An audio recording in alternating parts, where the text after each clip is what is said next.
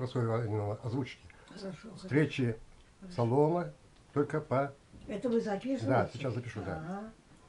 Ага. Встречи в салоне будут по воскресеньям. Не каждое воскресенье. Вероятно, не чаще одного раза в месяц.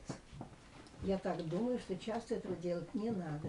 Возможно, что потом в дальнейшем, после меня, а при мне, как мы договоримся с моей Ивановной и с вами, будем договариваться, я всегда созваниваться буду.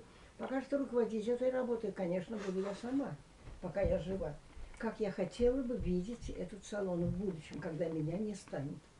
И вот она придумала, что при мне начать, а я тоже думаю, что откладывать-то? Надо начинать. Да. И вот я обдумала, и салон – это собрание людей, которые близки хозяевам,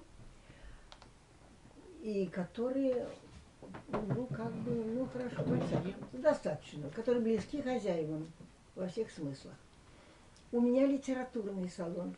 Кроме того, тех людей, которые мне близки сейчас, как люди, мне близки те читатели, которым нравится мое творчество.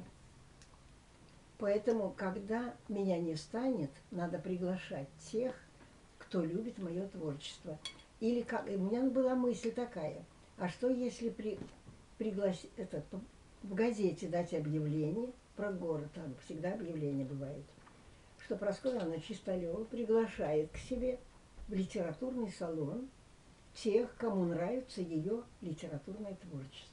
Сделаем, Прасковья Ивановна, запросто. Не надо, да, я понимаю, что это возможно.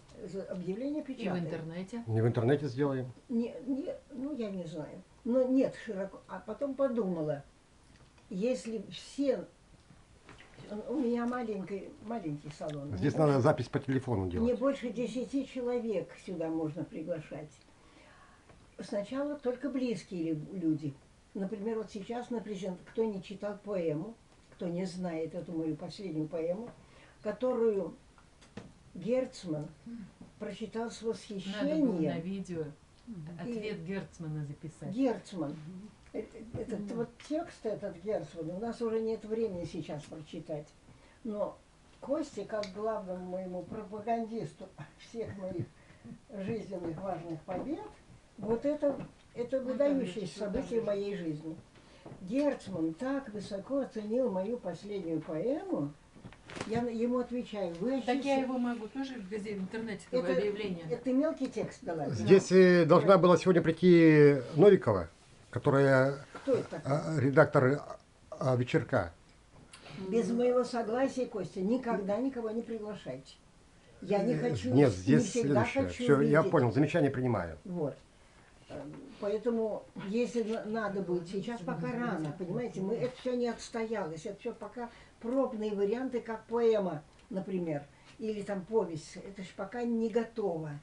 Неизвестно, когда у нас сложится все это и будет хорошо, тогда надо будет пригласить, и пусть люди знают. Но вот я, поскольку все время об этом думаю теперь, уже прошло месяца 2, как мы с моей Ивановной договорились, а я еще пока твердо не обозначила в себе самой, как надо работать, что делать надо. И начала вот с чего. Почему пришла мысль такая моей Ивановне, что тут музей. Кто не придет, начинает фотокарту с ним. О, Витязева. О, значит, Бобракова. О, там это, и так далее. Да. И все кругом снимки со мной каких-то великих людей. Да у вас не квартира, а музей. И вот это, у вас не квартира, а музей. Мне несколько раз люди говорили –